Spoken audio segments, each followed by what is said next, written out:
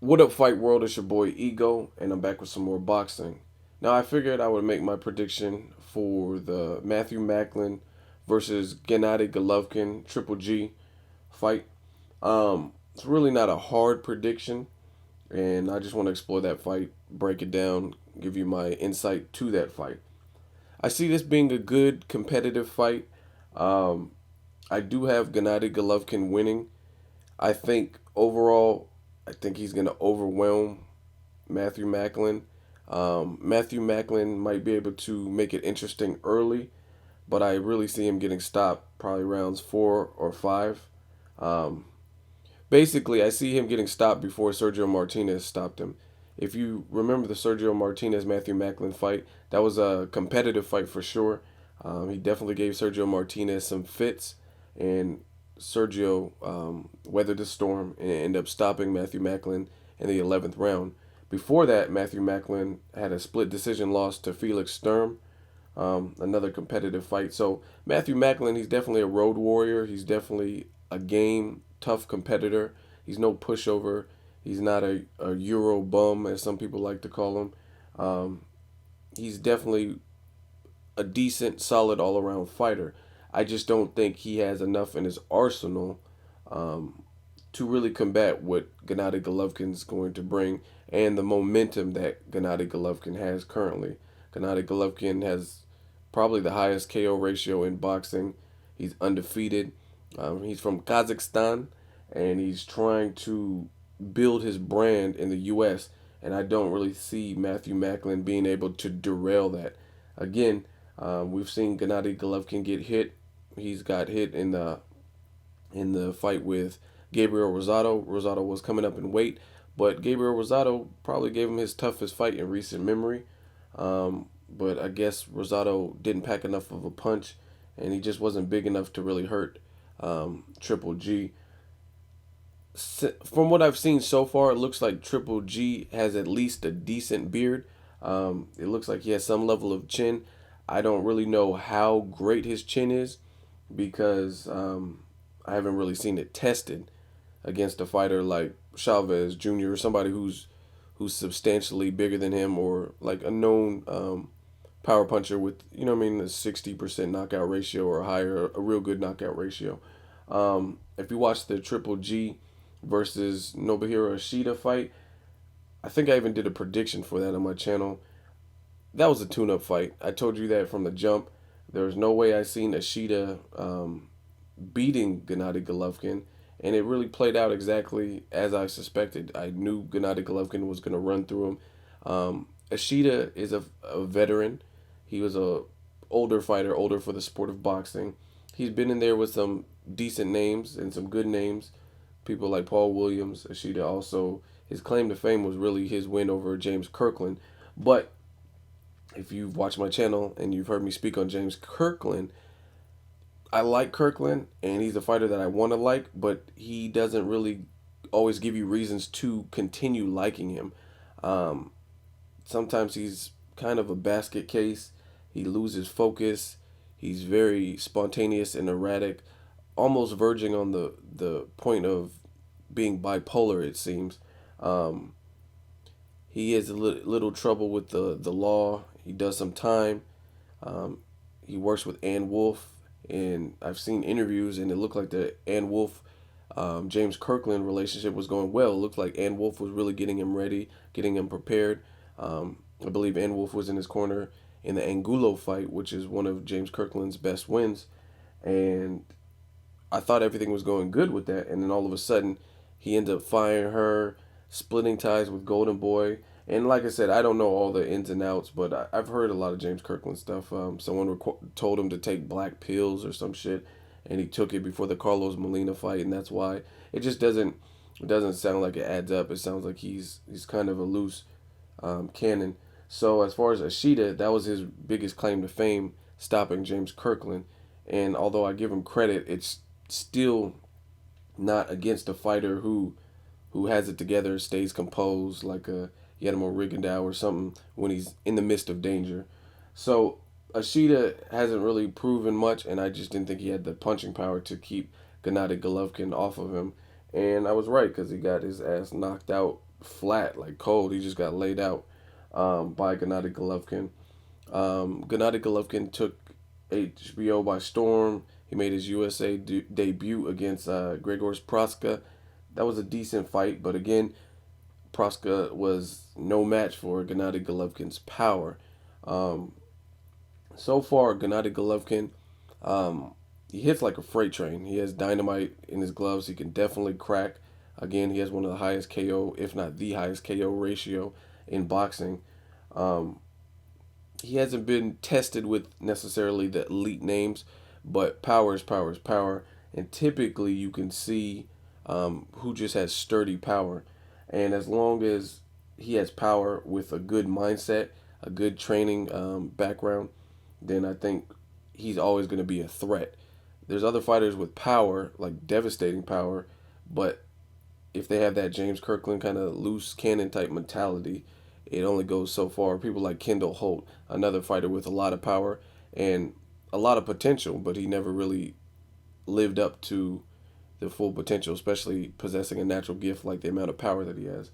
Um, so, like I said, the Sheeta fight with Triple G, I knew it was going to be a lopsided fight. I figured he would get knocked out. He actually got knocked out really fast because Ishida was trying to fight him toe to toe, and I guess go out on the shield like, "Yo, I'm not afraid of this Triple G guy," which is cool, but it's definitely not smart. Not everyone can do the Timothy Bradley and try to take a stand against a bigger puncher like Ruslan Provodnikov or Triple G and make it all 12 rounds.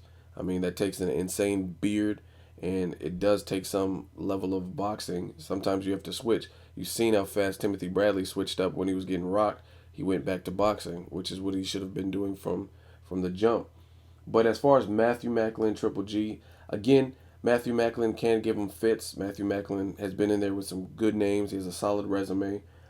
Even in his loss to Sergio Martinez, as I mentioned, he did give Sergio fits, and he showed you that he can fight at a high caliber. I just don't think it's high enough to dethrone or derail Triple G. Um, I think the fight is a good fight being made based on the fact of fans want to see Gennady Golovkin with stiffer and stiffer competition. I mean, he already fought the Proskas. He had a guy move up in weight, Gabriel Rosado. He ran through Ishida, who was. I mean, another thing with Ishida said if he lost, he's retiring. So anytime a fighter makes that deal, usually they're at the end of their rope. They know their career. I mean, because why else would you hang your whole career on one fight? Why would you say, if I lose to this dude, I'm retiring? You know what I mean? I think Carl Froch might have made that threat, or I don't know. It's usually not a good sign. Usually the fighters that say that have had some years in the sport. I don't see younger fighters like Keith Thurman saying, "Hey, if I lose, I'm retiring for good." You know what I mean? Um, the last fighter that I think really did that I can remember is Juan Diaz. He just disappeared after like taking losses, like he didn't take them the right way or whatever. Um, like I said, Matthew Macklin, I think he deserves a shot. His fight against Alcine was a good one. He had a first round knockout. But again, Alcine versus Triple G, two different ball games. I mean, Triple G did some things in the Sheeta fight that I really liked. I liked his movement a little bit better.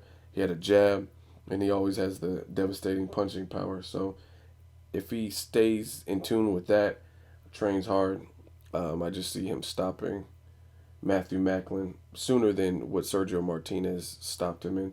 Um, I don't think Gennady Golovkin is invincible by any stretch. There's definitely holes and flaws in his game plan. The lack of head movement is probably the biggest. Um, he doesn't really have head movement at all. But the thing, there's other fight because even Adrian Broner has been fighting a lot more flat-footed.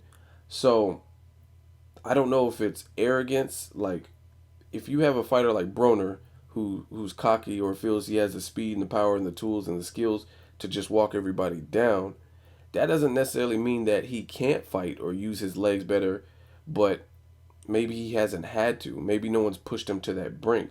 So the same thing with Triple G.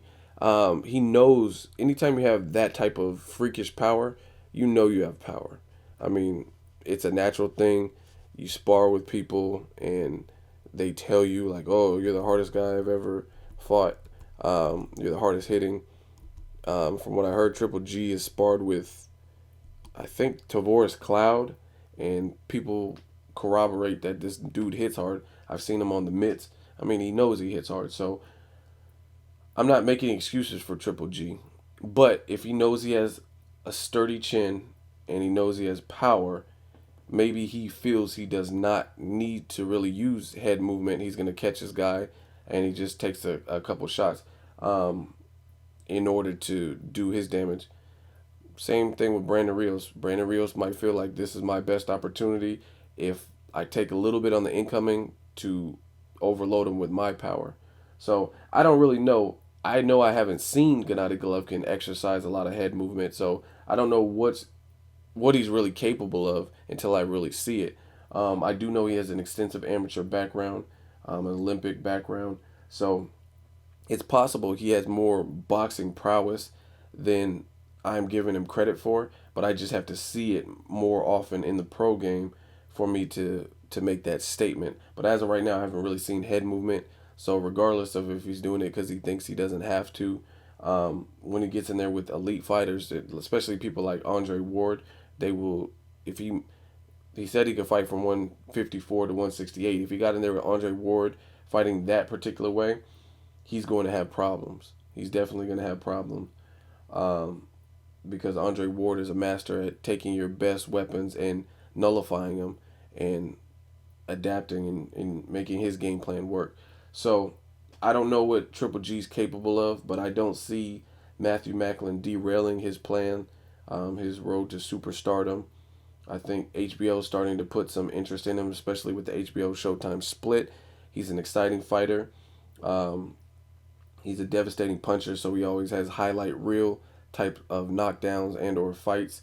I mean, he had Rosado's face just completely busted up, and then you've seen Rosado can take a punch, and he was in there with Jay Leon Love, and Jay Leon Love looked huge in that fight on the Mayweather Mayday May 4th, and Jay Leon Love looked huge and did nothing near what Gennady Golovkin did to his face. In fact, Rosado knocked Jay Leon Love down, and that was the only knockdown sufferer. So, Triple G definitely an exciting fighter. At one point, I would have said it would have been a lot more competitive with him and Sergio Martinez. However, boxing is a sport of what have you done for me lately, and based on Sergio Martinez's latest performances, I would have to now favor Gennady Golovkin. He's fresher. He's taken less punishment. I mean, Sergio Martinez pretty much went life and death in his last two fights. Even though he dominated Chavez Jr. for 11 and a half rounds, he almost got knocked out in the 12th. And I know almost don't cut it, and he won fair and square, but that's still devastating, especially when you sustain injuries in that fight, like he did, torn ligaments, a fractured or broken hand or whatever. And then he fought Murray, and the same thing happened. He sustained an injury, broke his hand out, and he's out for the rest of 2013. And Murray knocked him down one time. I consider it two. I think the second one that got ruled a slip or whatever, that was kind of a gift to Sergio Martinez because that was definitely a knockdown in my eyes. And Murray came on a little bit late, but I thought he should have won the fight or at least maybe a draw. I thought it was very, very close. And Sergio might have got a hometown decision. I really have to watch that fight again to make that assessment. But as of right now, I see Gennady Golovkin just being too fresh, too powerful for Sergio Martinez based on how Sergio Martinez has looked. Sergio could make it interesting if he trains really hard, bounces back from his injuries well. But based on how he's looked recently, I don't really see it. I would rather see Sergio versus Peter Quillen or Peter Quillen versus Gennady Golovkin, to be honest, because Peter Quillen is another undefeated fighter. He has power and he's fresher. Sergio, to me, is seeming to get old overnight, similar to what Roy Jones Jr.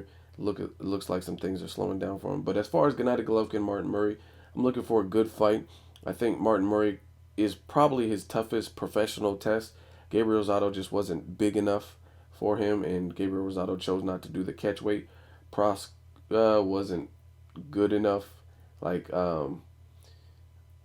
he was a good competitor at the time, but I don't think he was good enough. I don't think he has the skills to beat um, Gennady Golovkin. Ultimately, what I see for Gennady Golovkin, to beat him, things that would be beneficial to you. If you have power and speed, that would definitely be great. And just a masterful boxer. I mean, this is a dude you don't want to stand in front of and trade with. You're going to have to utilize a jab. It really boxing basics. Establish your jab. Stay consistent with your jab. Double and triple the jab. Um, that's how you're going to beat a guy like Gennady Golovkin. Don't headhunt because it looks like he has a decent chin. Mix it up, head and body, and ultimately use movement. You're gonna have to use movement, lateral movement. Get Gennady Golovkin out of position to throw, cause him to reset, frustrate him, and then I think you could beat him. So basically, somebody like a Rigondeaux, but in the weight class in which he fights at. And I think power would be a good help too. You know what I mean? Just basically boxing basics with power and a chin of your own. Because you're gonna have to have a chin to take some of his shots and be able to last. So, again, Gennady Golovkin. I'm not trying to overhype him. He's not invincible. Nobody in the sport of boxing is invincible, but it's going to take certain attributes and a consistent game plan and the ability to adapt to deal with what he has to offer. So let me know what you guys think of Gennady Golovkin. What do you guys think of Macklin versus Golovkin? Really looking forward to that fight. I think it's a good fight. It's free. No complaints from me. Solid card. Well, actually, I don't even know who's on the undercard. If you guys do know who's on the undercard, let me know. That's really all I got to say. As always, hate, comment, or subscribe. Till next video, it's Ego. Signing off.